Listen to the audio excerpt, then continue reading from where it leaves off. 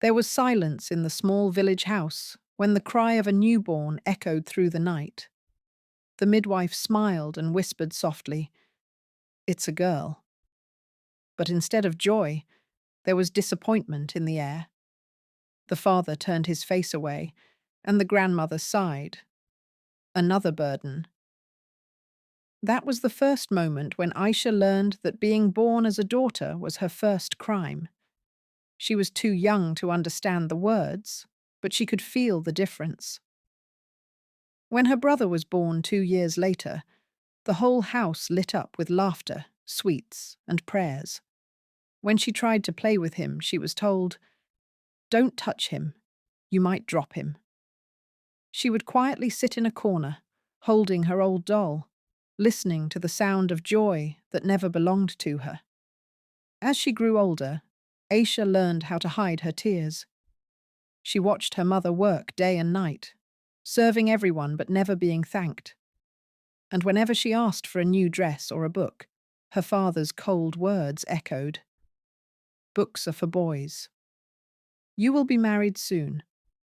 But there was something different about Aisha. Her eyes held a silent fire. She dreamed of a world beyond the four walls of her house, a world where her worth wasn't decided by her gender.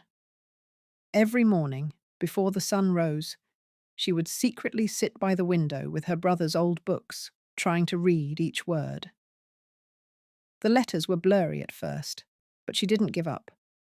Her heart whispered, "I want to learn. I have to learn." One day, her teacher from the local school saw her helping children read outside her home. She smiled and asked, "Aisha, would you like to come to school?" Aisha's heart raced, but she knew her father would never allow it. Still, her teacher didn't give up. She visited her home, spoke to her mother, and somehow convinced the family. Aisha was finally allowed to attend school, but only on one condition. She must come back before anyone in the village saw her walking with boys. So she walked alone, her head down, holding her books close to her heart. Every step was a rebellion, every breath a prayer. Years passed, and the girl who once cried in silence became the brightest student in her class. But the more she shined, the more her father's anger grew. "People are talking," he shouted one night. "They say my daughter studies instead of learning how to cook. What kind of shame is this?" Aisha stood still. Her hands were shaking, but her voice didn't break. She said softly, "If being educated is a shame, then I'll carry this shame with pride." That night she cried quietly, not out of fear, but out of strength. Time went on. Her brother got all the love, all the opportunities. She got nothing but words that cut like knives. Yet she kept walking. She studied harder, worked part-time, and earned her way into a small college in the city. When she left the village, her father didn't come to say goodbye. He said, "A daughter who crosses her limits is no daughter of mine." Aisha didn't reply. She just looked at her mother one last time, a look full of promises. "I'll return one day, not as your shame, but as your pride." The city was not kind to her. She faced hunger, loneliness, and humiliation. But each night, she looked in the mirror and told herself, "You were not born to apologize for existing." She worked during the day and studied at night. And slowly her name began to appear. On papers, in college awards, in articles. People started noticing the girl who came from nowhere and stood tall against everything. Years later, she became a teacher, the same way her teacher once changed her life. She opened a small school for poor girls, those who were told the same cruel words she once heard, "You're just a daughter." She gave them books, hope, and a safe place to dream.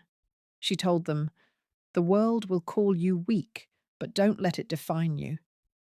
Your strength is not in proving you're equal to men. It's in knowing you're enough. One day, her father fell ill. After many years, she went back to that same small house. He looked at her, weak and quiet, unable to speak. There were tears in his eyes. For the first time, he whispered, "Forgive me." Aisha smiled. She held his hand gently and said, "You don't have to ask. You gave me life, and I gave it meaning." He closed his eyes with peace, and for the first time, he called her by name. As Aisha walked out of the house, the same village that once looked at her with pity now bowed with respect. The little girls of the village ran after her, shouting, "Teacher Aisha! Teacher Aisha!" She turned, smiled, and said, "Remember, my daughters, being born as a girl is not a crime. It's the first step toward changing the world." The wind carried her words far across the fields. And that night, somewhere, another little girl was born. This time, someone smiled, because Aisha's story had changed everything. Ending line for voiceover. Greater than she was once called a burden. Today, she is the reason others lift their heads with pride. The women at Grace's center became her guiding light. Each story of hardship, each small victory, kindled hope in her heart. She understood that an empty life does not always signify darkness. It carries the potential for light if one dares to nurture it. Grace felt her own heart slowly filling with purpose, with meaning, with love. One day, a woman arrived for the first time, her face shadowed by sorrow. Grace reached out, took her hand, and said softly, "You are safe here. We are all with you." Tears and a tentative smile appeared on the woman's face.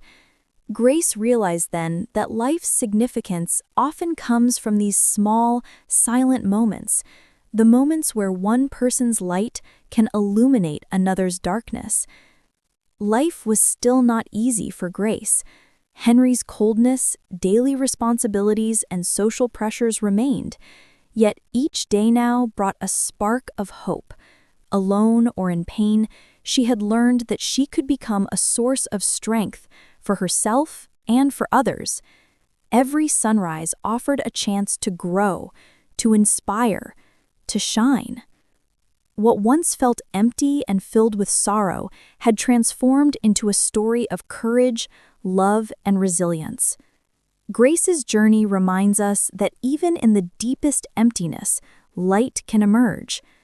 With hope, determination, and compassion, we all can turn our broken moments into a beacon for others.